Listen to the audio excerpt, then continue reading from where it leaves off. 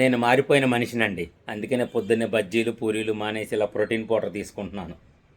ఎప్పటికప్పుడు నేను ప్రోటీన్ పౌడర్ల బ్రాండ్ని మారుస్తూ వాడుతూ ఉంటానండి. ఇంక ఈసారి అయితే ఈ బ్రాండ్ ప్రోటీన్ పౌడర్ వాడదామని చెప్పి దీన్ని తెప్పించుకున్నాను. సాధారణంగా నేను హాఫ్ కేజీ ప్యాకెట్స్ ఎప్పుడు ఆర్డర్ పెడుతూ ఉంటానండి. కానీ ఈసారి కొంచెం ధైర్యం చేసి ఇలా పెద్ద డబ్బాని తెప్పించుకున్నాను అనమాట. ఇది నాకు అమెజాన్లో అరౌండ్ 11,000 రూపీస్ పడింది. అండ్ సింగిల్ సర్వింగ్కి 25 గ్రామ్స్ ప్రోటీన్ అందుతుంది. మామూలుగా దొరికే వే ప్రోటీన్ కన్నా ఐసోలేట్ ప్రోటీన్ మంచిదంట.